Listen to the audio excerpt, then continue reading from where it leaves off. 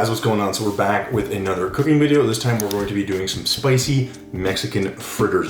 It's going to be a little bit different. I've never made them before. You have to make kind of a batter and then kind of get all your ingredients prepped, but it's a fairly small ingredient list. I think it's going to be pretty tasty. Now it's going to be a bit spicy, but we're going to actually cut that with a cilantro crema, which is going to be sour cream based, really simple to make, and we're just going to walk you through that in a second. Now guys, as always, if you're interested in any of these videos, if you're enjoying anything I've been making, please feel free to check out some of our other videos because we've got a bunch and I'm really enjoying it. We also will have a new series coming out, if not, I actually might be out already, where we kind of try to do some of those 15-minute meals. It's a really cool series. I highly recommend you go check those out. Now guys, this should be a pretty simple recipe. There's not a lot of ingredients, should be pretty healthy, and should actually make for a pretty good dinner. Guys, with that out of the way, guess what? It's time to start, but as always, let's check out that B-roll.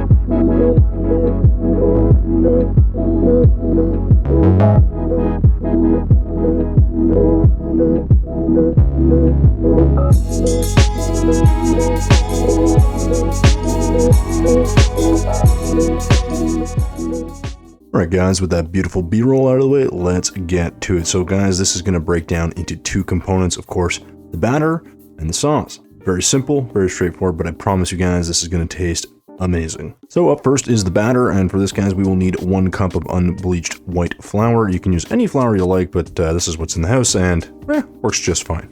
Next, you'll need 1 teaspoon of baking powder.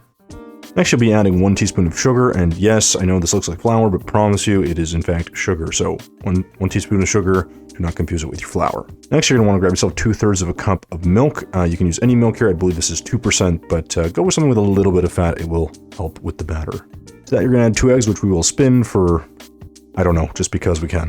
Guys, once you're done playing with your food, you're going to then add 1/4 cup of grated cheese. I use sharp cheddar here. You can use whatever you like, but just something that is acting as a binding agent along with those eggs, and add some creaminess too. Now, it's not going to be much of a corn fritter if we don't actually add corn, so you're going to need 3 cups of corn. That's about 3 or 4 ears of corn here. Now, of course, I have fresh corn. If you cannot get this, guys, get some frozen corn. It will work fairly well, but yeah, go with the fresh if you can find it, because it just adds a nice layer to this. Next, you're going to want to add about 1/2 cup of red bell pepper. We're going to just dice this into small pieces because they're going into our fritters. And then we'll be adding, of course, a wonderful jalapeno. You can use any spicy pepper you'd like, but in this case, jalapeno is available. And to cool off a bit of that jalapeno and add some acid, we're going to add the juice from 2 limes. You could replace with lemon, but definitely, if you can, find some limes. You're also going to want to grab 2 to 3 green onions as well and finely chop these. If you can't find this, feel free to use some chives or something similar. You could also just chop onion, of course, but the nice green color adds a nice look to our food. Speaking of green things that add flavor to food, we're going to get 1 large handful of cilantro. You're going to want to add this directly to the batter as well. You can also then add it on top as garnish. So next we're going to get into the spices, so we're going to add 1 teaspoon of paprika. You can use smoked paprika, Hungarian paprika, whatever you find, just paprika, add it. It's going to be delicious. You then want to add 1 teaspoon of cumin, followed by 1 teaspoon of coriander. Now guys, if you can find coriander seeds, I recommend you toast and grind this fresh, but this was all I had at the store, so this is what I grabbed. So now we're going to move on to the sauce, guys, and what we're going to start with is the base of this, which is going to be sour cream. Now I grabbed 5% because it was what I saw in the store, but you can grab kind of anything that you like. Ideally something lower fat, just to, keep it health conscious. To that, we're going to add 1 sad, solitary piece of garlic, and yes, I know the Italians will leap softly for us, but yes, it is 1 sole piece of garlic which we'll be pressing into our sauce. You don't want too much, but I love garlic. So there you go, guys, with all our ingredients covered, let's get to work. So in a large bowl, we're going to add our 1 cup of flour, ideally without spilling any, before we add our 1 teaspoon of baking powder, not to be confused with baking soda. To that, we're going to add 1 teaspoon of salt, followed by 1 teaspoon of sugar, followed by a nice healthy scoop of paprika, which will add a nice color to our batter, followed by 1 teaspoon of coriander and 1 teaspoon of cumin, which I forgot to add to the video. So with our dry ingredients done, we're going to now move to our wet ingredients. So to start, you're going to grab yourself a new bowl. You're going to crack your eggs into that before we add our 2/3 of a cup of milk, the zest of a lime, and of course the juice of a lime. Now initially this won't look too appetizing and you'll have something that has this kind of sort of green yellow tinge to it, but it should look something like this at the end. But trust me, once we combine this together, you will have a beautiful batter. So speaking of combining things, guys, let's add our wet ingredients to our dry ingredients. You want to do this slowly and be stirring at the same time. Now, I do recommend use a whisk and not a fork like I did, but mine was in the dishwasher, so I had a fork. So after a few thorough mixes and a light arm workout, you should have something that looks just like this. Now, with that out of the way, guys, we're going to move to the rest of our prep. So we're going to want to start with our corn because, you know, corn fritters. Now, you're going to want to remove these guys off the cob, so obviously you're going to want to just peel these off. You don't have to do this. You could leave them on and boil them. I just find it's a lot easier just to peel them and then throw them into our pot of boiling water, which is on the stove and it's in salted water. So we'll do that in a second. So gather your corn up, guys, and we're going to move right to the stove. So we're going to gently place our corn into the boiling water here, guys. Now you can let this go for about 3 to 5 minutes, nothing longer though, because you don't want this to get mushy.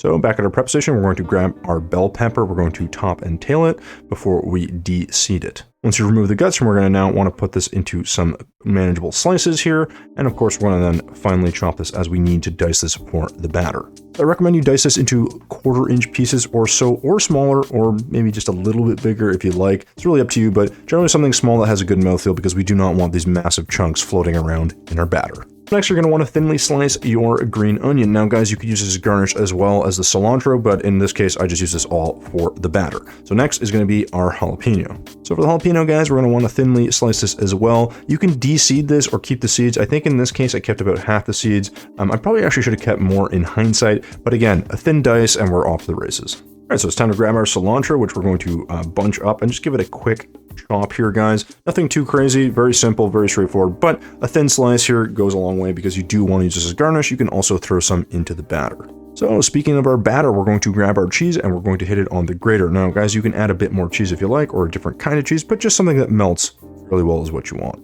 So now that our corn has cooled down a bit, we're going to cut it off the cob. Now, guys, you can use any technique you want. I just kind of cut this 4 sides and just get as much of the corn off as I can. I don't know if there's a better technique, but this is what I use. You should have something that looks like this. So we're going to repeat the process for our other ears of corn. Now, like I said, this is 3 cups of corn, guys. So obviously, if you're using frozen corn, you just boil it and you're done.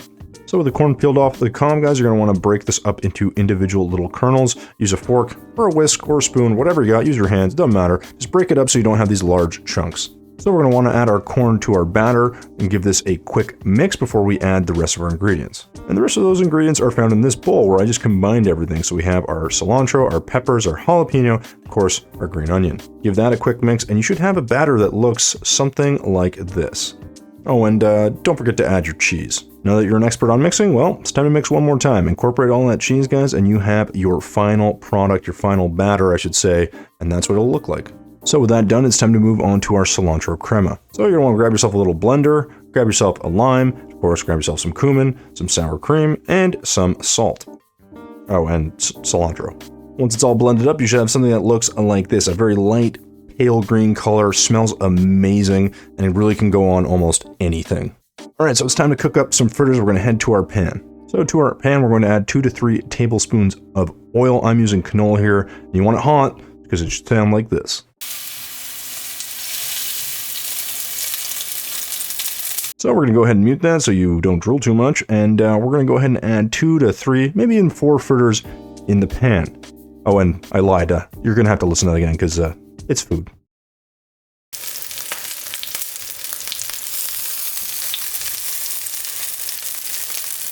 Okay, seriously, I'll stop. But do give these a flip after a few minutes. They should be nice and golden brown and easy to flip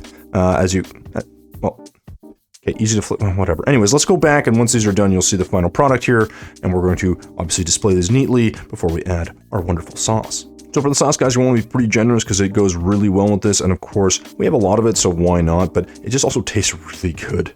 with our sauce laid out, it's time to garnish with some cilantro in the most artistic fashion that we can think of, which is to drop it off camera and make it look really tasty. Finally, would it really be Mexican food without a really good squeeze of fresh lime? I don't know. I don't think so, but do that at the end and you're done. So there you go, guys. There's our final product. Looks beautiful. It tastes beautiful. It's very fresh, of course, and pleasing to the eye. But at the end of this, guys, of course, I will be eating it and taste testing, and I'll let you know what I think.